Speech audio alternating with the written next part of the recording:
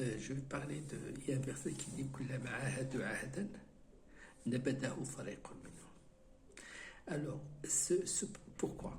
La question se pose toujours pourquoi. Qu'est-ce que ça signifie ce verset-là qui n'a pas été encore compris, même récemment, n'a pas été encore compris. Ça veut dire quoi? Je vous ai parlé des 3 tribus d'Israël qui sont venues de la Palestine à l'Arabie Saoudite. Dans une autre, voilà. Et je vous ai expliqué que ces gens-là, ils attendaient le prophète et tout. Et le fait que le prophète ne soit pas israélite, ça a créé vraiment une frustration et un refus total de ce prophète, qui pour eux c'est un imposteur, c'est pas possible. Et donc à partir de là, il y a quelque chose qui a été créé un petit peu, qui s'est cristallisé un petit peu dans leur cœur, voilà, pour dire voilà, il y a un rejet systématique, voilà. Et ce rejet-là, on va le voir jusqu'à aujourd'hui. Donc quand il dit que ça veut dire quoi? Ça veut dire que l'histoire en fait se répète. Et ces 3 tribus d'Israël, ils font partie des 12 tribus. Donc parmi les 12 tribus, il y a des gens qui sont très croyants, parmi les Juifs, qui veulent la paix et tout ça. Ça, on ne peut pas dire le contraire. Mais ces gens-là, quand ils cherchent à faire la paix, ils signent des contrats et tout ça. Mais il y a juste derrière des gens qui vont tout annuler. C'est pourquoi il dit que par exemple, je vais vous donner un exemple très simple. Le dernier, c'était Yitzhak Rabin. Il voulait vraiment la paix. Eh bien, il a été tué.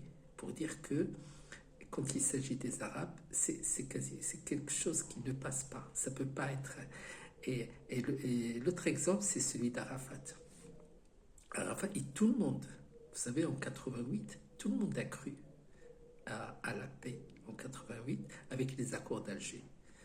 Donc Arafat était là, donc il a signé les accords d'Alger et tout ça. Il a signé les accords d'Alger. Ces accords, ils avaient un impact très important, puisque avant 88, les Israéliens sont appelés des colons, et on les appelle Ihtilal Sayoni. Et après 88, ils vont devenir des voisins, avec des frontières qui sont virtuelles en fait. Et tout a été annulé en fait. Ils n'ont rien respecté par rapport à ça. Mais par contre, ils ont eu ce qu'ils voulaient.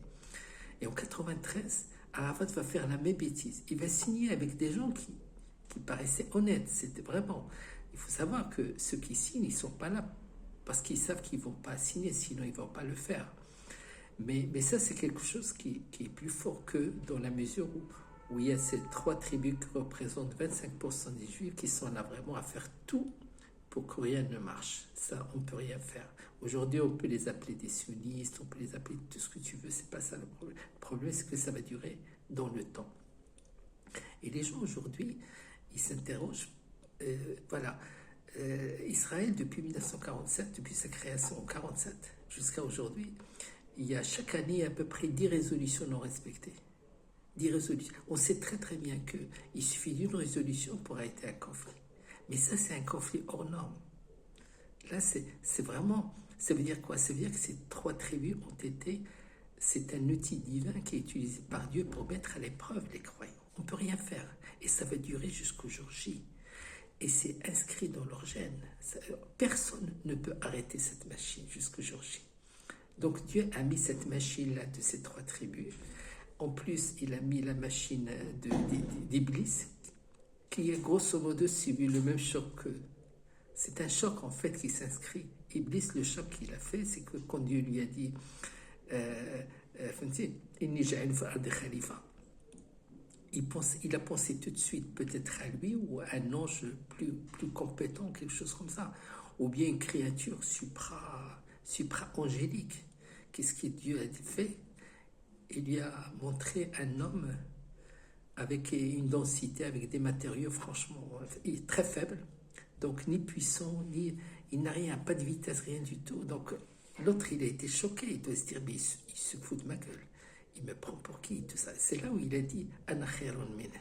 Donc les 3 tribus, c'est exactement la même chose. Ils ont reçu tellement un choc pour dire que, en fin de compte, et c'est là où ils vont dire لما جاءهم ما عرفوا لما جاءهم, هذه les 3 tribus, لما جاءهم ما عرفوا, après une longue période de propagande, لما جاءهم ما عرفوا كفروا. Ça fait. Donc ça veut dire que ça soit eux ou Iblis, et même par rapport à la sorcellerie, tout ça, j'en parlerai, tout ça, ça ce sont des choses que Dieu a mis, c'est une stratégie pour mettre à l'épreuve les croyants, c'est normal. Pourquoi? Parce que حسب الناس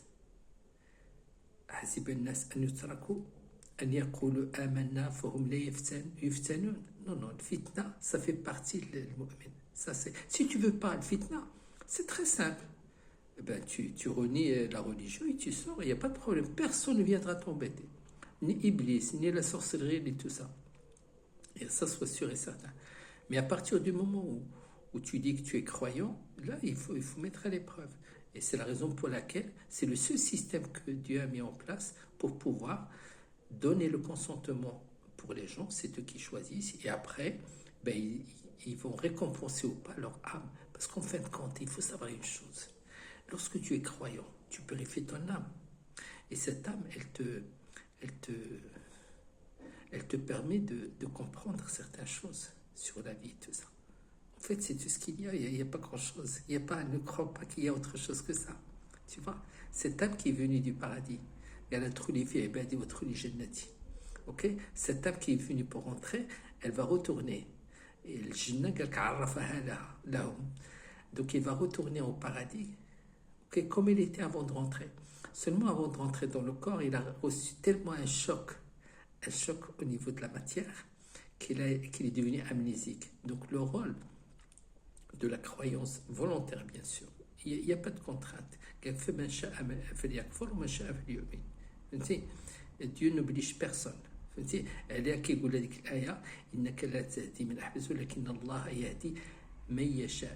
Alors là, ne faites pas la confusion. Allah ne croit pas que les gens sont là et qu'il est là à dire toi tu es croyant, toi tu n'es pas croyante. Comme certains pensent, c'est pas du tout là. Celui qui veut chercher la voie, Dieu l'aide. Par contre, ceux qui ne veulent pas, Dieu ne les aide pas. Donc ne crois pas que l'homme est musayyar mukhayyar. Non, non, non, faut pas déconner. Parce que si on était musayyarin, pourquoi il va mettre Iblis? Pourquoi il va mettre le jour J? Pourquoi il va mettre l'enfer? C'est de la connerie.